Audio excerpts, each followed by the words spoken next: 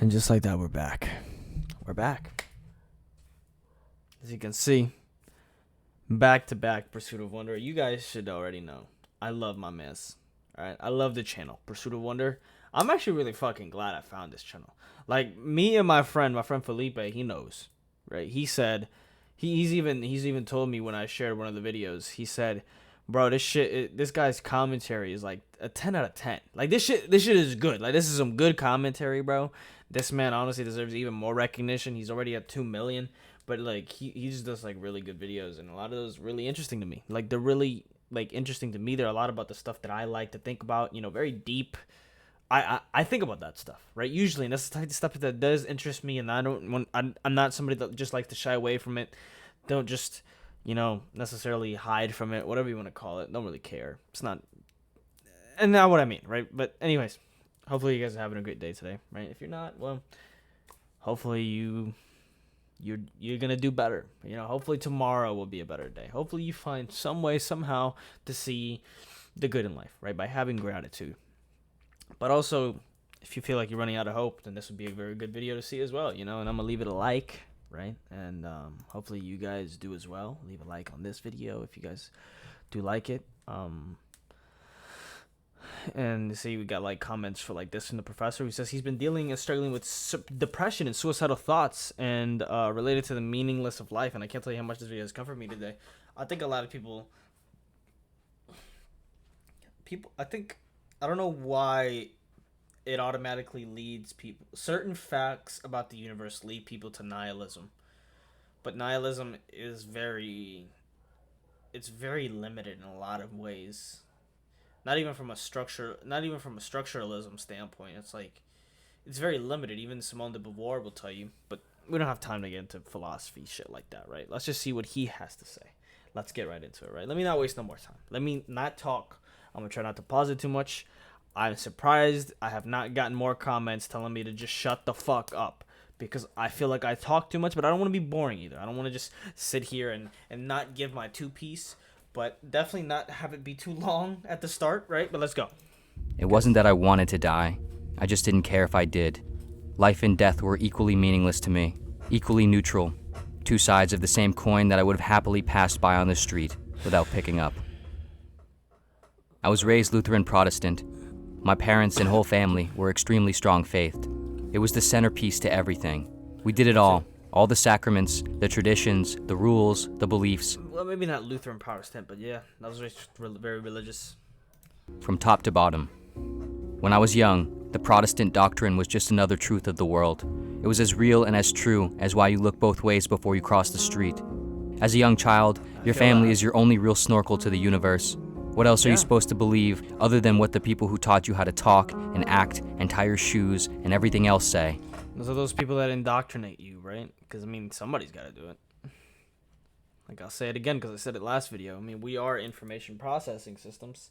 So somebody, somehow or some way, is just going to indoctrinate you in one way or another. You're coming in here and you're just seeing all of this stuff. You're like, wow, what is any of it? I have to seek guidance from somebody to help me wander through this because I can't do it by myself. Can't do it. You just simply can't. As I got a bit older, though, like most teenagers do, I started to question everything. Most of my friends weren't nearly as strong-faithed, if they were at all, and some that were of an entirely different faith that fundamentally contradicted mine. It all felt increasingly strange to me, increasingly hard to make sense of, as the reality of my family and childhood collided head-on with the incompatible reality of the world. At its core, it was hard to disagree with many of the moral ideals of Protestantism and Christianity, the ethical righteousness, the communal kindness, the forgiveness and discipline. But even at this age, a lot of this stuff just seemed like common sense to me. And as I got even older, it seemed like these parts didn't even really need faith at all. It was only the obscure big picture stuff that really needed faith. The parts about God's will and grace, salvation, what comes after death, and what the point of all this is. By the time I was 17 or 18, I had pretty much realized that all of these parts, all the parts that depended on faith, were nonsense. Soren Kierkegaard wrote, "Faith simply means what I am seeking is not here, and for that reason, I believe it." But I didn't believe anymore. I didn't believe one could believe in something they didn't know for any good reason other than desperation or lack of authentic alternatives. I didn't believe in the scripture or God. I didn't believe there was any purpose to life. I didn't believe in an afterlife. I didn't believe in anything. Following this period of my life, I lost all concern and became fairly reckless. I just wanted to do anything that would potentially numb the nothingness of being. As far as ways to potentially go, I have to believe this might be one of the most interesting. To realize you're in your last moments of life while in free fall must be one of the most poetic sensations to intersect the human mind. Initially, when the main parachute failed, naturally I panicked a little, but with the backup parachute, it felt more like the panic that would come from falling off a rock climbing wall while wearing a rope. This guy wander off a little bit into like just a full on story. Cause I don't think this is true. Motherfucker jumped off. Did he jump off a plane? He went skydiving? Is this a true story? Yo, if Mans is out there watching this, you gotta tell me. Is this still part of a true... Was any of it a true story? Like, don't tell me you made that up. I was kind of hoping that this first bit here is at least true. Because I'd believe it. I have no reason to... I wouldn't see why that isn't true. He's not usually doing, like, one of the character things that he usually does. So I'm guessing this is true. But I don't know if this is true. Right? This man went skydiving? And his parachute failed to open? I just needed it to catch me. After gathering myself a little, I pulled the cutaway handle and disconnected the main parachute.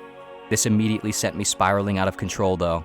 I managed to restabilize myself enough and pulled the reserve handle for the backup parachute. Nothing happened. I pulled at it again. Still nothing. I don't know how many times in different ways I pulled on it from here, but I was essentially just violently and desperately yanking at nothing. There was nothing there to catch me.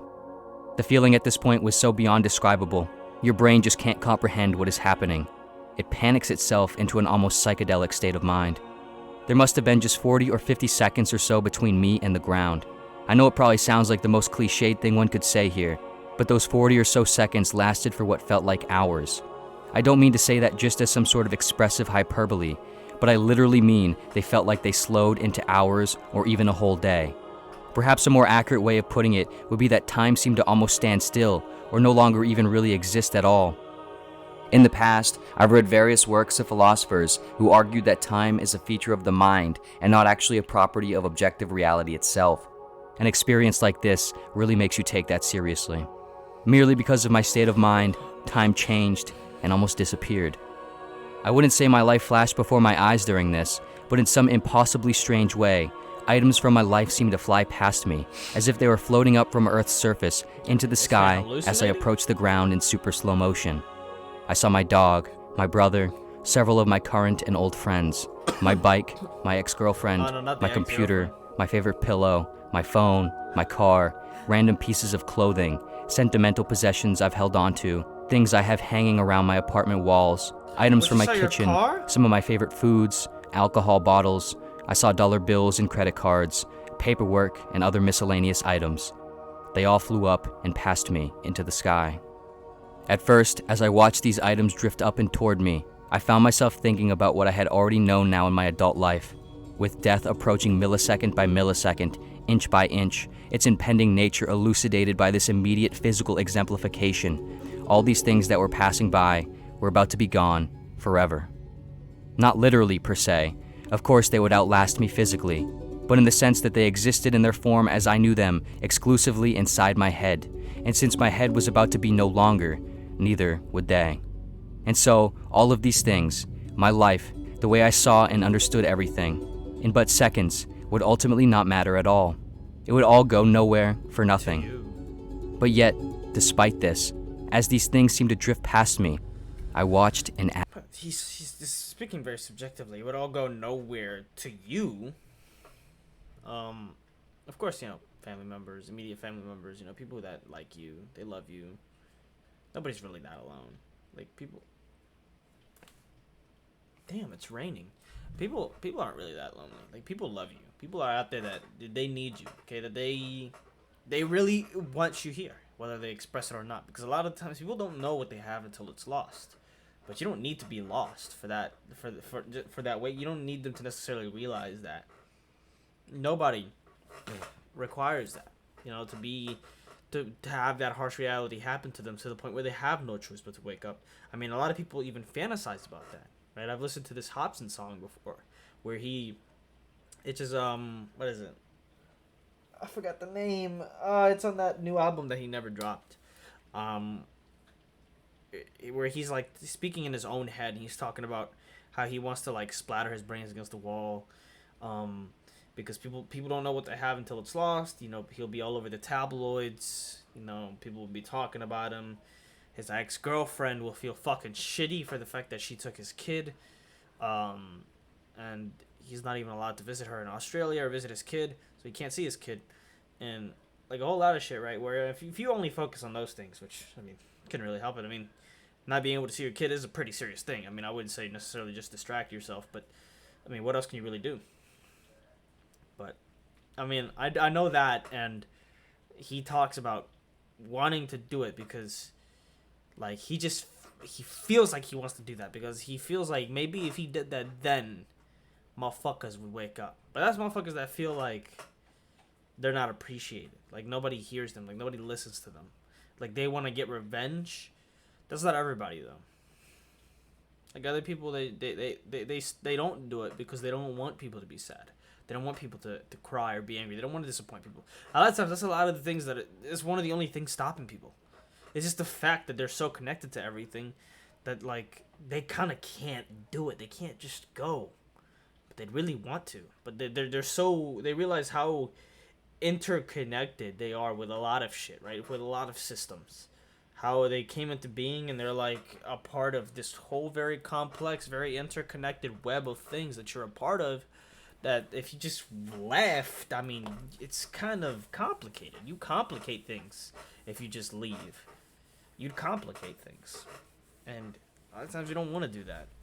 Like, we just wish we could just disappear silently and quietly. And, you know, nothing bad. Nobody would have to cry. Nobody would have to miss you. Be like, fuck this, I just don't want to play the game.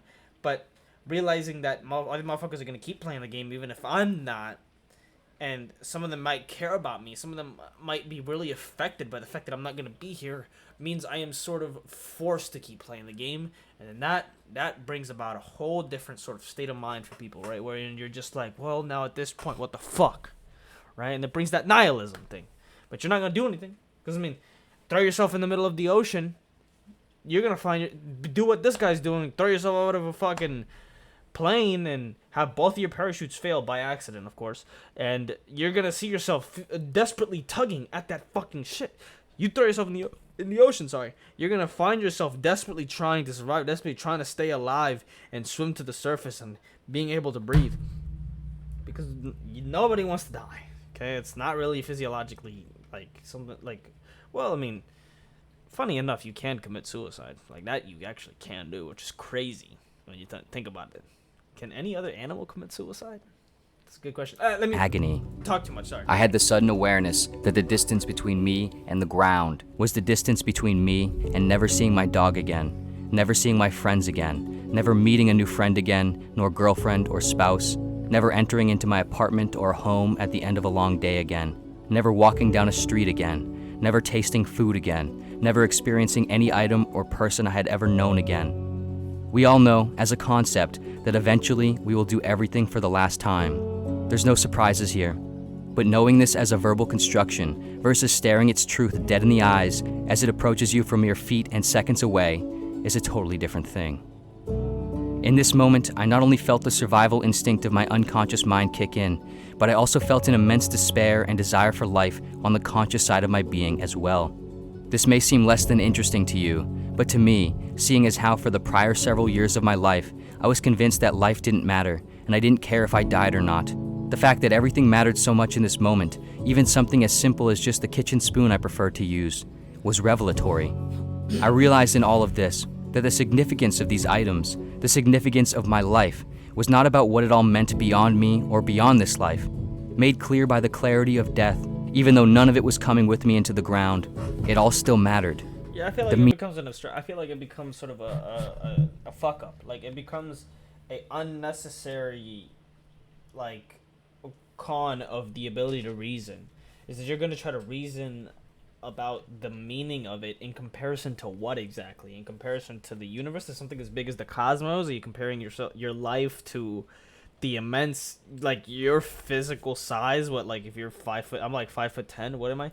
Like, you're comparing your physical size to the size of the earth? Like, okay, the size of the stars, the universe, how small you are, and then you see that and you want to, like, be like, well, we're so, so meaningless, we're so small and insignificant. It's just like, think about what you're doing there. Like, what is that? I don't think your system of reasoning has the facilities for that, big man. Like your facilities are all out of whack when it comes to that. That's not what they're built for. Like, you're doing the wrong thing there if you're really trying to reason that out. Like, of course it makes sense because you're an animal that reasons, but you got to realize that you're very limited in how you can reason that. Like, and you're also not going to have a very good view and not a very accurate or fair view if you're going to compare the meaning of shit to, like what he said, the significance to something grander, to something beyond you, to something like the fact that you're going to die, like, and that you're not going to experience shit anymore. Well, that actually gives, in a paradoxical way, that gives even more meaning to the shit, because that means you should like really enjoy it more and really experience it more and want to be all in, and more present with it and just love it more, because you realize it's all transient. You realize it's all temporary and that you're going to do everything for the last time. So cherish it all. Don't waste your time, like, realize that, like, using that system of reason to think about some bullshit like comparison. It's like comparison is the thief of joy, and what you're doing in that reasoning is it's sort of a god damn, it's raining hard as fuck. It's a reasoning comparison, right? It's like within that reasoning you're comparing the meaning and your sense of what matters to something that is just not something that is it can be it's not applicable to, something that it's not supposed to be compared against. Oh, what is the meaning if I'm gonna die? What is the meaning if nothing is forever? It's just a kind of a weird question to ask to me.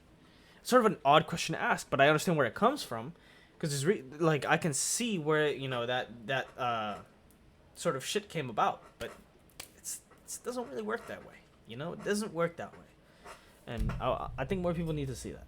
And that's where nihilism comes on. You're already claiming to know the meaning of your life, right? You're already claiming that the meaning of your life is no meaning, so therefore you're going to sit on the couch and cry about it all day and be all shitty and loath all over yourself, right? No, because you've decided the meaning. Objectively, you realize objectively there's no meaning, so therefore you're going to go ahead and give yourself the meaning. You're already committing the act of the existentialist. At least do something good with it. But you're committing the act of the existentialist, except you're choosing the shittiest option. You're choosing that your meaning is no meaning. When you realize that you are unconsciously, subjectively choosing your meaning because you realize objectively there is none, yet subjectively you're going to go and choose no meaning. So, therefore, what do you want me to tell you? Subjectively, you realize there's none, so you immediately subjectively go and pick no? Because you realize that objectively there is none? So then your first instinct is to say no? No for subjective reasoning? Because those are two different things. Subjective reasoning, you can make that. You can go and find it. You can go, maybe you've already found it. You can make matter of anything. It's also like, yeah. If that makes sense, I hope so. Not going to pause it anymore.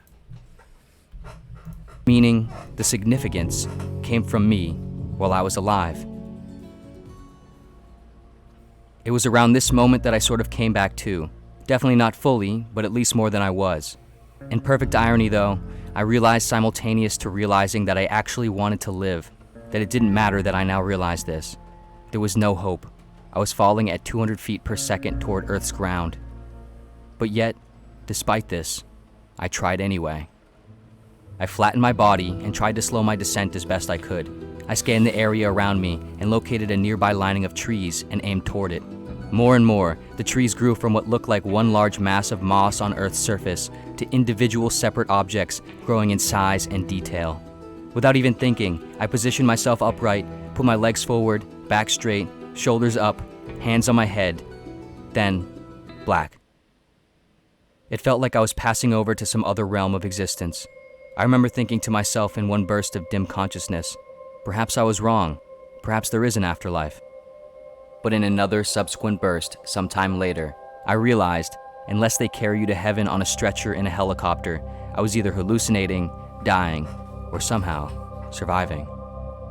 It was mostly all black again for a while. I awoke in a hospital bed several days later. How could I have possibly survived such a thing? You're probably wondering. Why did I? What does it all mean? Admittedly, I wrestled with all of these sorts of questions for a period of time after, but one of the many things I realized from this whole absurd incident is that things don't have or need grand reasons or explanations beyond themselves. Why did I jump out of an airplane? Why did my parachute fail? Why did my backup? Why did I survive? How did I? Why did I think about skydiving in the first place? Why was I born as someone who became someone who did? Why was I born someone at all? Why was the world and universe? These questions ultimately get you nowhere with nothing. It's a dumb question. But that's just it. You don't need them to go anywhere with anything, as long as you are here. That's where all questions and answers ultimately start and end anyway. You, here, and now. The leap of faith in life I now believe I've discovered is not in believing that some meaning or point exists beyond you or this life. There is likely nothing to hope for or believe in after the moment of impact. But the real leap of faith is in believing that what exists down here on the ground, right now, what you can know and experience while you can know and experience, is enough. I do not want to found anything on the incomprehensible. I want to know whether I can live with what I know and with that alone. Wrote what has since the incident become one of my favorite writers, Albert Camus. I have not become naive. I know there is no hope for any grand gesture or reconciliation of life. I know it is all for nothing, everything made futile, mocked ultimately by death's approaching supremacy. But the question is, can I survive in the face of this hopelessness? Can I care and try anyway? I did it once already. I leaped from the abstract realm of the heavens 15,000 feet up and landed down on the material, earthly grounds of reality and survived, and with reason too. My story is a hymn for the absurd.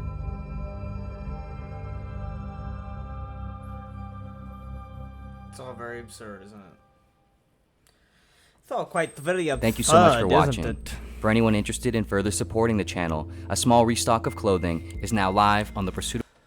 I'm not gonna hold you. That hoodie is mad expensive, cuh. But I like the designs though. Fuck with them. Fair enough. I respect the merch. Might actually cop.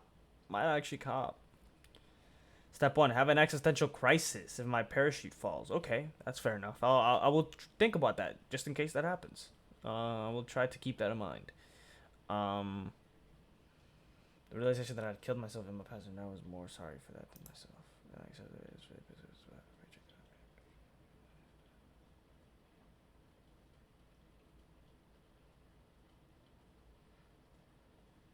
I don't know what to believe anymore. Yeah, you get to a certain point in philosophy, in the study of philosophy, that you realize these motherfuckers are all just monkeys, just like me, bro.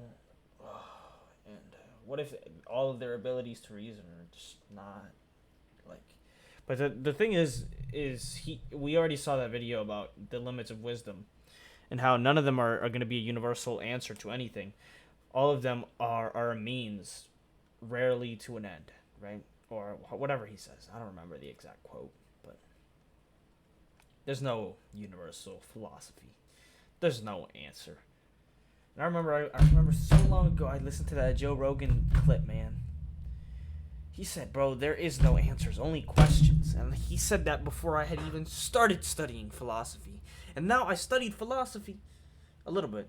Still doing it. I'm not gonna quit, but like,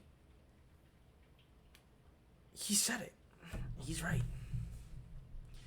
There's no like real answer. Motherfuckers really want an answer like, yeah, I got it. This is it. This is my philosophy for life. This is what's right. This is true. This has got to be how it is. This is the best way to look at it. Absolutely. And I can believe in this with absolute certainty, and I will not question why I believe this. I will know that I believe this for good reason, right? sort of around somewhere around there. I would like my philosophy to a bit when I was looking for an answer, probably around what I would wanted to say, in terms of finding my shit, right? Come to realize, yeah, no.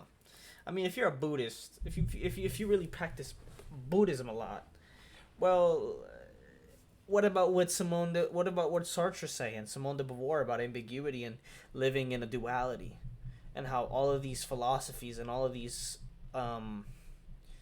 thought experiments and all of these practices, what you are doing in a lot of ways is just simply ignoring one side of your inevitable duality.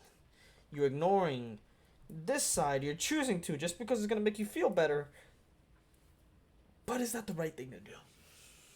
Don't you have, and they would argue you have less freedom if you do that. You commit philosophical suicide if you do that. If you just give in and subscribe to any oversimplification, any simplification of what you are. I am just a Buddhist. I am just a Christian. I am just an American. I am just a this. You can't do that. You are. There's a lot of ambiguity. fucking bumblebee.